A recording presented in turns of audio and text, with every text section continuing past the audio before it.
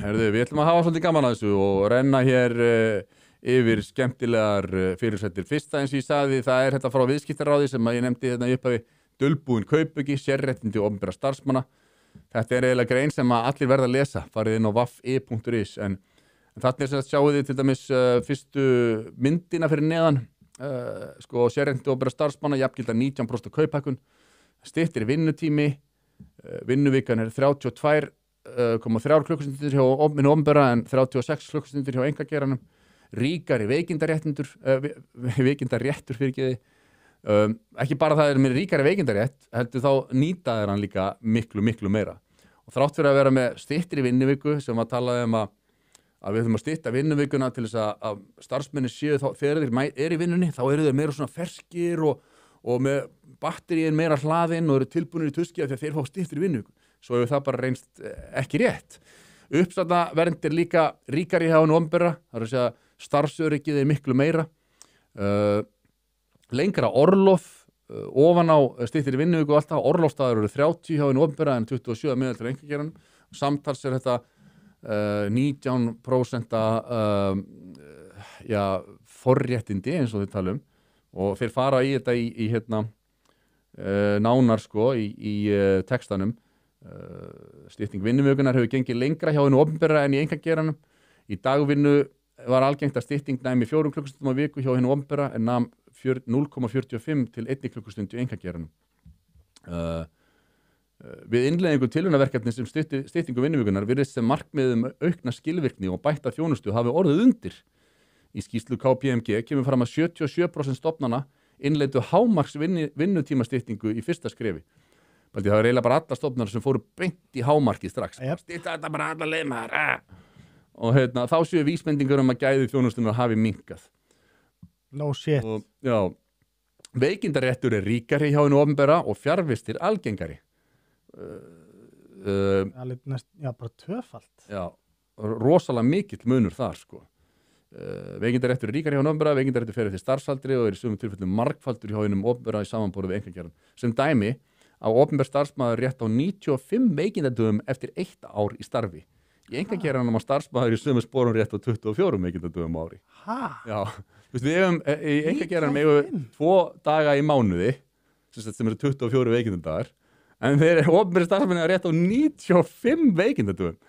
Ekki nóg með það, ef þú ert í fríi ef þú ert bara í sumafríi og verður veikur og bara upp í sumarbústað eitthvað og ég er veikur maður og bara tilkynni opinbera vinnuveitnum ég var veikur í 3 daga upp í sumarbústað þannig að það er ekki tekið að sumafríinu mínu Nei, hætti Þetta er náttúrulega ævintýralegasta sem ég á ævi minni heyrt Þetta allt saman hljómar ógeðslega vel ef við værum bara mjólkandi pening, skilurðu þá er þetta bara flott, við eigum alveg nóg til og bara Nota benni, opinberir starfsmenn er ekki að vinna á fyrirtækjum sem vera að skapa verðmæti þeir eru bara að þiggja laun frá fyrirtækjunum sem skapa verðmæti en þetta var eitt af ævintýrasta sem ég hef heyrt er að ég er veikurinn í sumafríinu að þú þurfir ekki þú dregur veikindadagana frá sumafríinu og orlofinu og bara nei, ég var veikur í fríinu, þannig að ég á það inni líka. Ég er að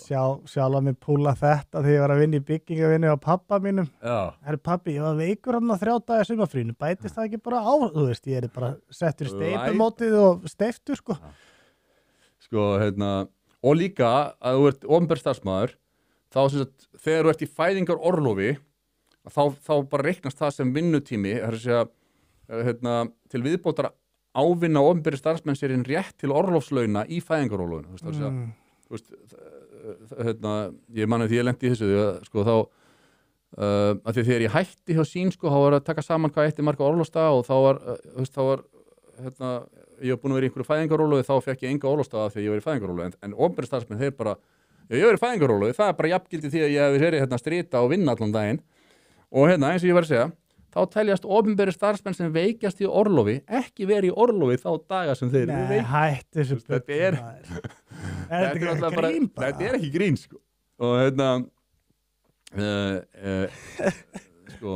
og hér segir engin málefnaleg rök fyrir sérréttindunum.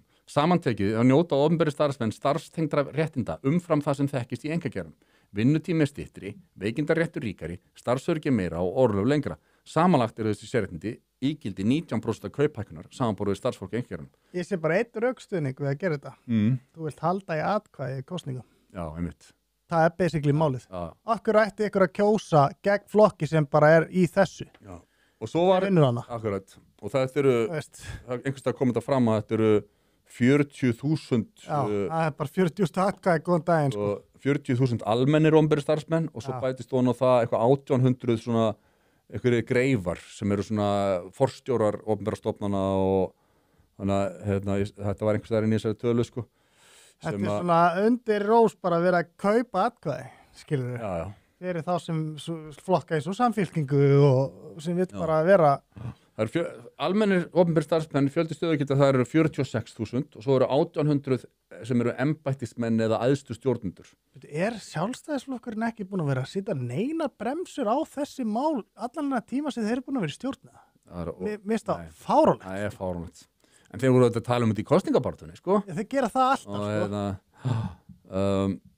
En þetta er, myndi ég segja, eitthvað stærsta óréttlætismál í íslensku samfélagi í dag og við þurfum að vera öll vakandi fyrir þessu og pressa á að þessu sé breytt og þetta var upprunalega þannig að opinberir starfsmenn þeir fengu til dæmis sko miklu betri hvað heitir það sem þú varst að selja lífeyrisréttindi voru með miklu betri lífeyrisréttindi Já, þeir eru með bestu lífeyrissjóðana bara þvílíkt góð réttindi í gangi af því að sko hafa sagt sko við erum alltaf með aðeins lægri laun heldur en sko í enga þannig að við erum að fá betri lífeyrisréttindi Núna er þetta bara þannig að þeir eru með hærri laun, meiri fríðindi, meiri réttindi í öllu og betri lífeyrisréttindi. Sko málið er líka að það sem er pirrandi við þetta er að það er einkageirinn og þeirra skattagreiðslur sem er að borga þetta. Akkurat. Þú veist, þess vegna er þetta óréttlátt. 100p. Og það er alveg ævintýrlegt að stjórnmálamenn þori ekki að taka á þessu óréttlæti í ótta við það að styggja alla þessa greifa sem að vinna hjá opinberum stofnunum. 40.000 atkvæði þar eru bara í hættu sko. En þetta er gott hjá viðskiptaráði. Ég er ánægður með þetta framtaka. Þeir taki þetta saman og bendi á þennan hrylling.